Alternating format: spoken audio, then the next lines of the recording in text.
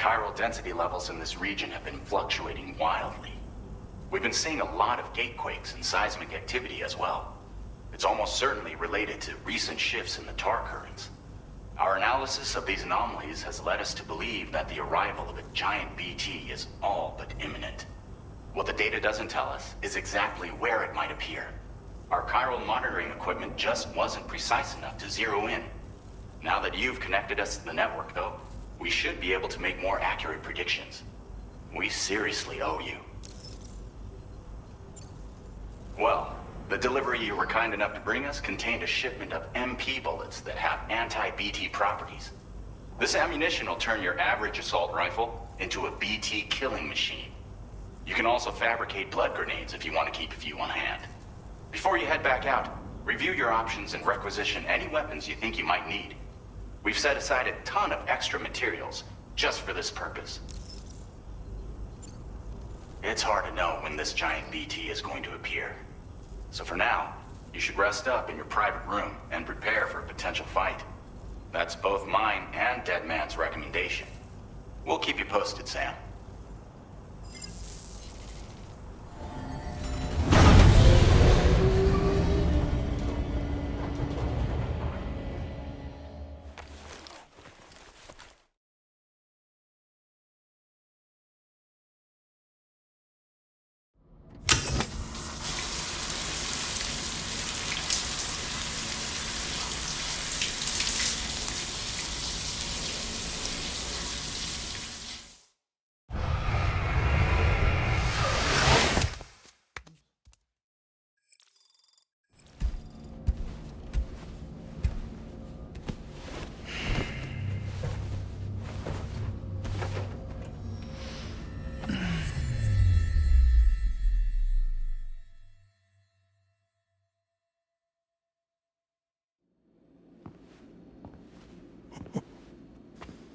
It's been too long, Sam. You were a good friend to me. One I could never forget. Which is why I took steps to ensure that this message would only play upon your arrival. The sensors were set to scan for your biometric data. A simple enough trick.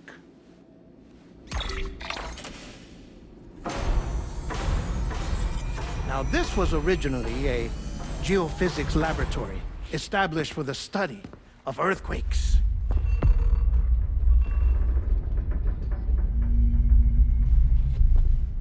And for that reason, it holds a wealth of documentation on gatequakes, tar currents, and placates.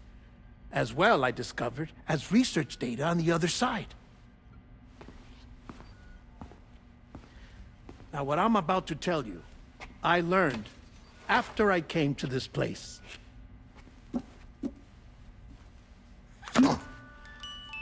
Imagine that this is the lab. Though it's relatively close to the northern tip of South America, the continent is entirely cut off from us by a tar belt. And so we have no idea what's going on down there. Nor do we know the state of any continent other than our own. The researchers here were trying to establish contact with the rest of the world. They were well equipped to do so, as the facility had once been used to launch research satellites.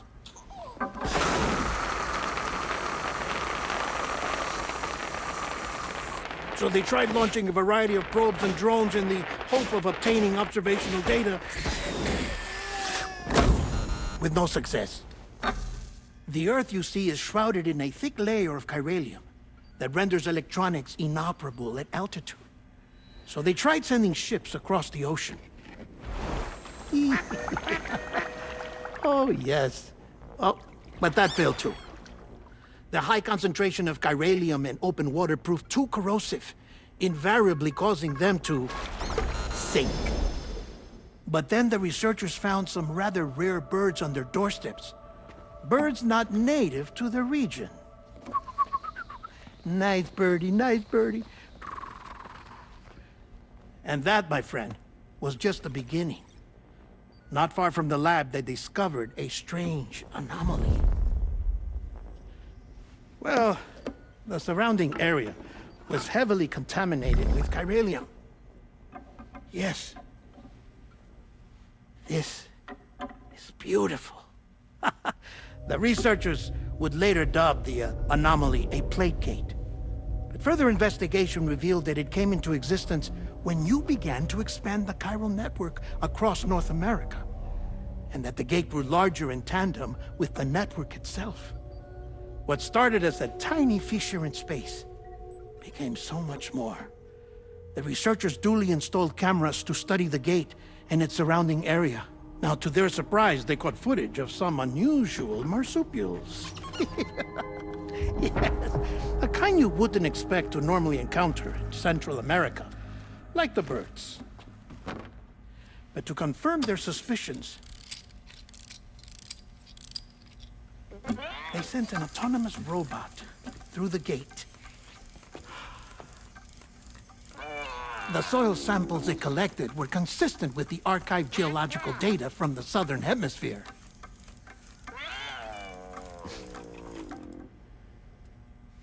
Not long after, several men and women came through the gate. They spoke English, and they confirmed that they had indeed come from faraway Australia.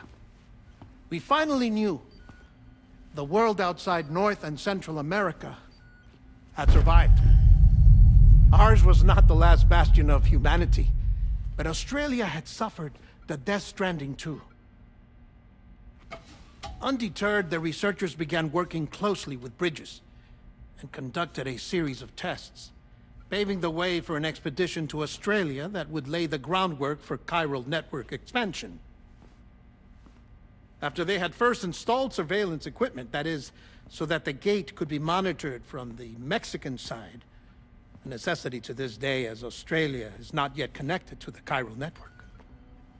The UCA may not have dreams of conquest and control, but they aren't about to let just anyone use the gate. Indeed, that's one of the reasons they were so determined to connect Australia to the network in the first place. Well, I suppose that's all I have to say about the plate gate. There's something else that I need to tell you, though. Something far more important. Mind if I pause it here? I have to go take a shower. Gate quake detected. Sam, a gigantic BT just showed up outside. We're prepping weapons for you now. Access the terminal up top and take whatever you need. We're counting on you.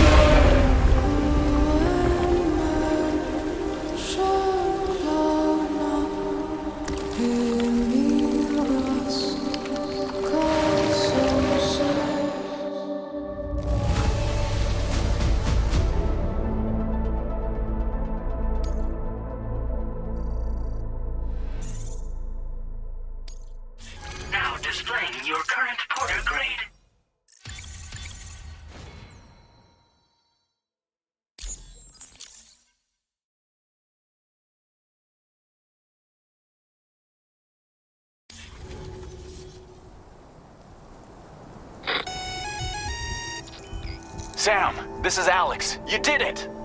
We've confirmed the chiral crystallization of the giant BT. Local chiral density is already dropping fast. I think we can all rest easy for now. You've saved a lot of lives by killing that monstrosity. We won't forget that. Head to the research lab's private room and take a break. You've earned it.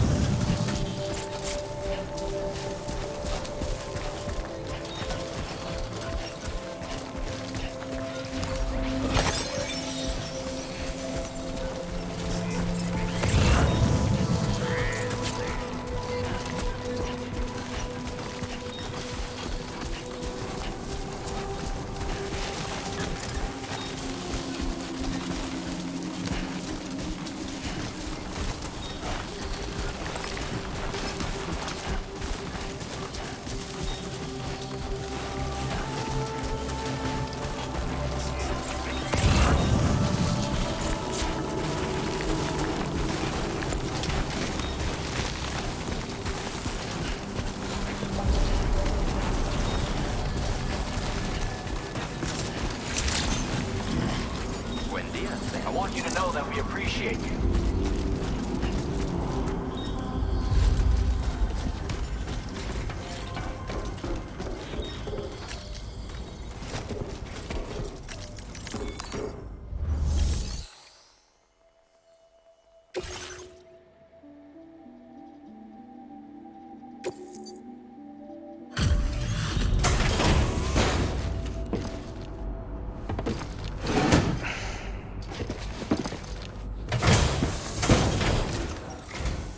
Hey, Sam.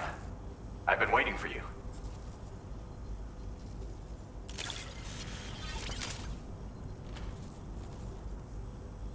Stuff goes missing all the time, but it looks like today is our lucky day. Thanks, Sam.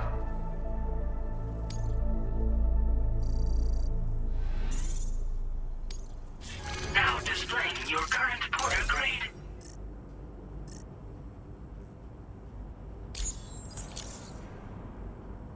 I gotta say, Sam, you're looking pretty beat. You know you can borrow the private room whenever you want, right? Don't kill yourself for our sakes. Order completed. Well done.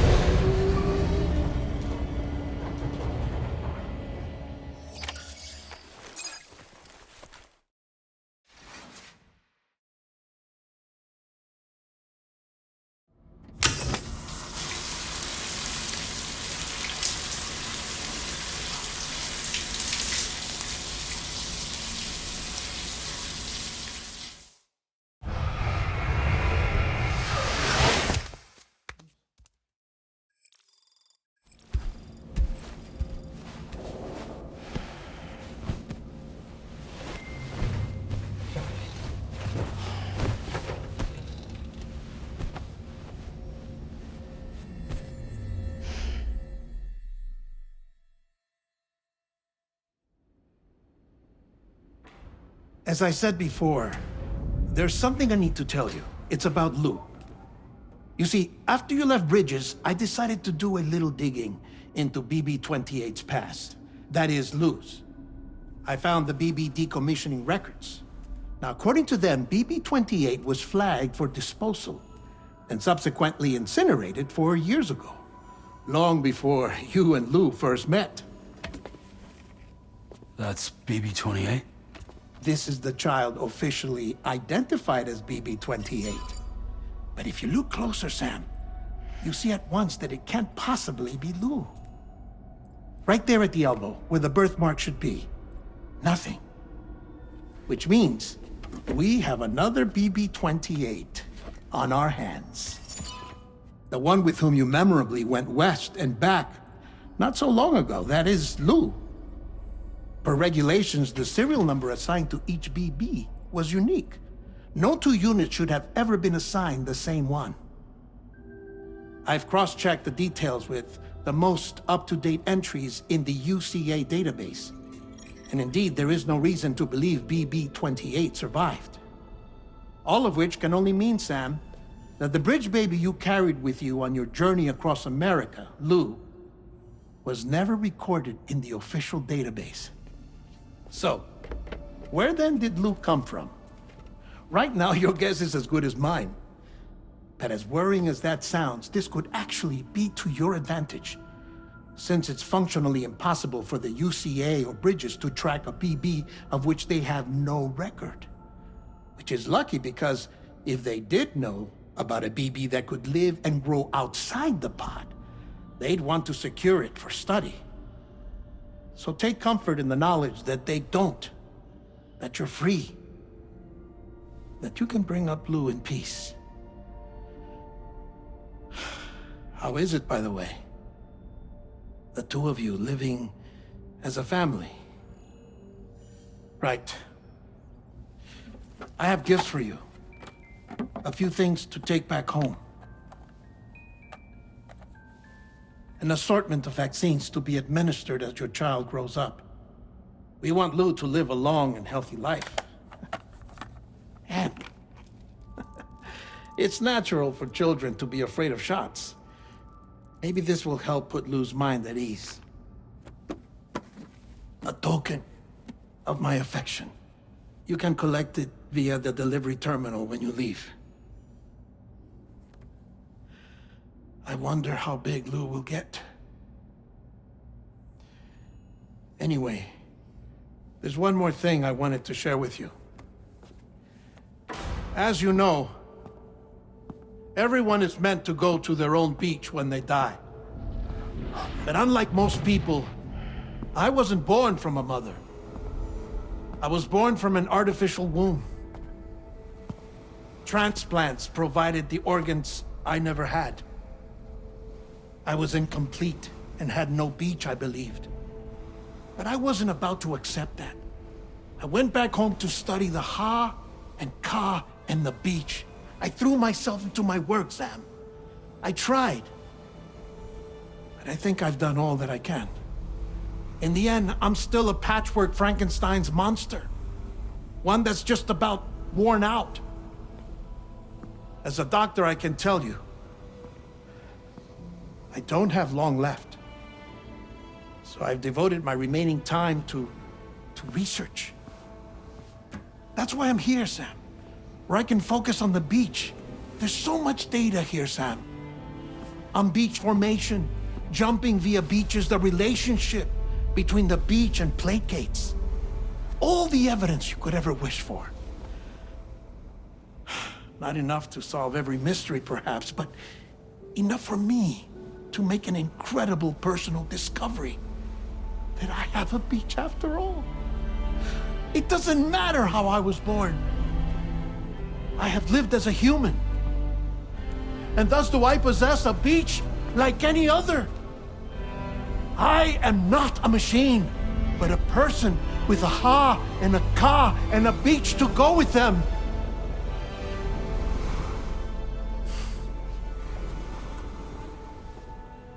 Lastly, I have a confession for you, along with a heartfelt apology.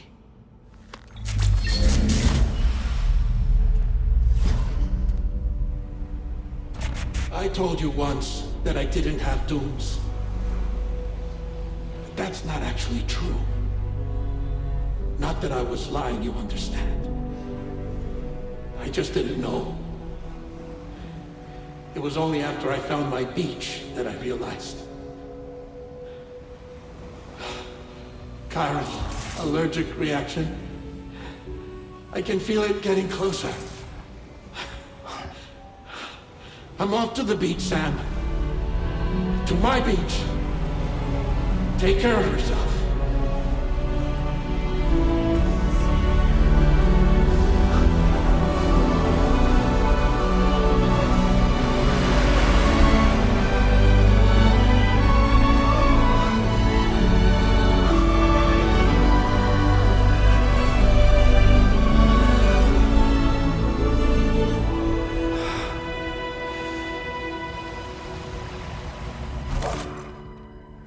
Sam.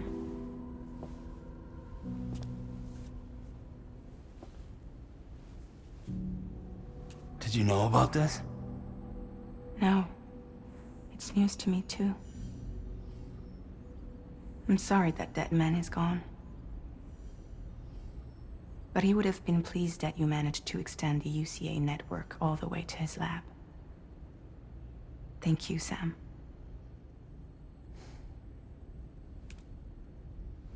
I guess I'm homeward bound.